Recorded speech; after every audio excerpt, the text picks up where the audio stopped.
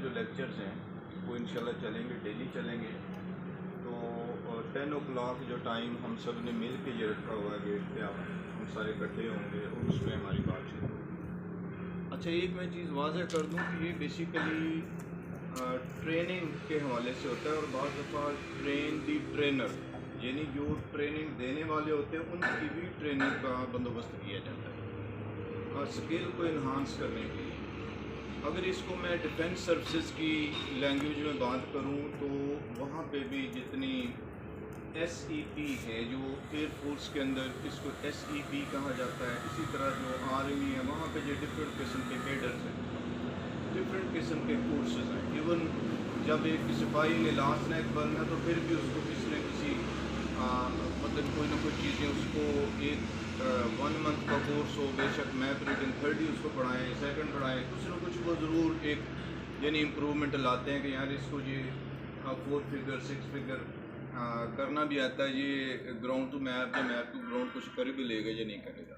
लेकिन यहाँ पे हमारे कुछ एक दो ही हैं जो रिटायर्ड हैं, जो वहाँ की लैंग्वेज समझते हैं। ज़्यादातर सिविलियन है तो वो वाली जो टर्म है लैंग्वेज है वो यहाँ पे एप्लीकेबल है नहीं है। लेकिन आप लकीली हैं सिक्योरिटी में ज़्यादातर, ठीक है।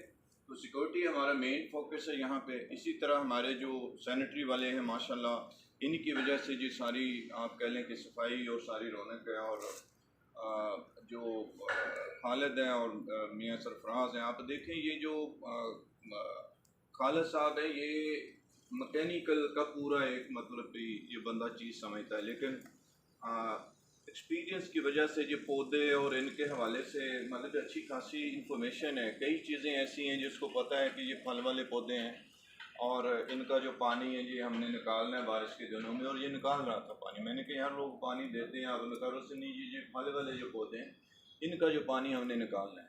तो इसको ये कुछ भी नहीं पता। अगर इससे पूछूं कि पौधे का जो प्रोसेस ऑफ फोटोसिंथेसिस है वो है क्या, वो कैसे खुराक बनाता, तो हो सकता है कि वो टर्म्स इसको ना आती हो, इसको ना पता हो कि कौन से वो दो कंपोनेंट्स हैं, वो ऑर्गेनिक है या इनऑर्गेनिक है, जिसमें वाटर और कार्बन डाइऑक्साइड है उनको वो लेके और वो ऑर्गेनिक बना रहा है, ग्लूकोज जिसको कहते हैं। तो हो सकता है कि उस सेंस में ये चीज़ ना समझ रहा हो, लेकिन इसको प्रैक्टिकली ये पता है कि पौधा क्यों सूख रहा है। इसके हमने जो पिट्स हैं जिसमें जो वाटर बेड्स भी उनको कहा जाता है, उनको किस किस्म का हमने रखना है, ठीक है, और उसकी ग्रोथ कैसे हो सकती है। तो ये वो चीज़ है जिसको SEP कहा जाता है, यानी स्किल इन्हांस प्रोग्राम जो होता है। नेवी में भी है, एयरफोर्स में भी है और आर्मी के अंदर भी है। यानी जितनी हमारी डिफेंस सर्विसेज की मैं बात कर रहा हूँ वहाँ पे ये सारी चीज़ें बाकायदा ऑब्ज़र्व की जाती हैं। और यहाँ पे भी ये इट्स अ गुड प्रोग्राम के जो ट्रेनिंग के हवाले से जो चीज़ शुरू हुई है। कल हमारा जो टॉपिक था वो इकोनॉमिक्स के बारे में था।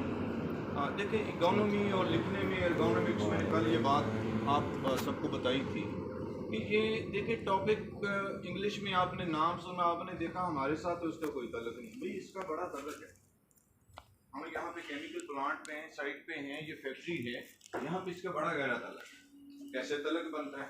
अगर इसकी मैं डेफिनेशन आपको बताऊं कि तारीफ क्या इकोनॉमिक्स की, तो साइंटिफिक इसकी डेफिनेशन यूँ बनती है कि आपने एक जो वर्क प्लेस है उसको डिज़ाइन इस तरीके से करना है कि जो आपके वर्कर हैं उनकी कैपेसिटी को जहन में रख के।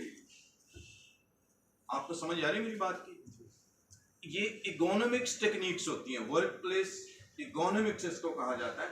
अब देखिए ये केमिकल प्लांट है, इसको डिज़ाइन बिल्कुल उसी लिहाज से किया गया कि यहाँ पे जो केमिकल इंजीनियर हैं उन्होंने काम करना है, इलेक्ट्रिकल वालों ने काम करना है और जो मैकेनिकल वाले उन्होंने काम करना है। बाकी हम सारे सपोर्टिंग सर्विसेज में आ जाते हैं कि हमने सिक्योरिटी को देखना है, तो सिक्योरिटी के लिहाज से ये मतलब पूरा वो डिज़ाइन किया गया है, ठीक है ना। एक चीज़ जहन में रखें कि ये जो फोरम है ये आपकी सैलरीज और उन चीज़ों को डिस्कस करने के लिए नहीं, बेसिकली हमने उन टॉपिक्स को लेना है कि जिससे हमारी कोई स्किल बढ़े, हमारा जो काम है फंक्शन है वो यहाँ पे ये बढ़ेगा। तो ये तो एक डेफिनेशन होगी। यहाँ पे उसकी एप्लीकेशन कैसे हो सकती है और उसके एस्पेक्ट्स कौन कौन से हैं, आज हम देखेंगे कि जो वर्क प्लेस इकोनॉमिक्स है उसमें जो उसके 5 एस्पेक्ट्स हैं, यानी पहलू उसको कहा जाता है 5 उसके। उसमें सबसे पहली जो चीज़ है वो सेफ्टी है। सेफ्टी कैसे यहाँ पे होगी? आपने देखा होगा खुदा न खास्ता अगर कोई बंदा जो मैकेनिकल वाले हैं वो उसके ऊपर एडी साहब को पता है, आप सब भी देख रहे होते हैं, वो ऊपर बड़ी हाइट पे जाके सीढ़ियों पे वो काम कर रहे होते हैं।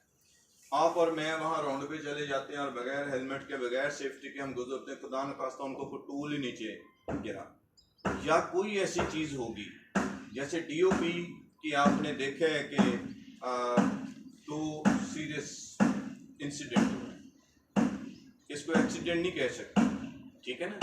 और ये क्यों हुए हैं, ये मेरे ख्याल में अगर इसकी जो मैंने एनालिसिस किया है, जो कि प्रैक्टिकली हुए हैं, पहले वाले में मौजूद नहीं था, दूसरा तो मेरे होते हुए हुआ है और हमने स्विफ्टली वो किया, चले अल्लाह किया है कि उसका वो बाजू बच गया है। बेसिकली हुआ क्या था, वो जो उन्होंने वो जो चीज़ तैयार कर रहे हैं, इसको क्या कहते हैं जो बड़े बड़े तैयार हो रहे हैं? टैंक तैयार कर रहे हैं, शेल कहते हैं इसको, ये टैंक तैयार कर रहे हैं। ठीक है, ये जो शेल है बड़े बड़े, तो वो बेसिकली शेल के अंदर जाना चाह रहा था।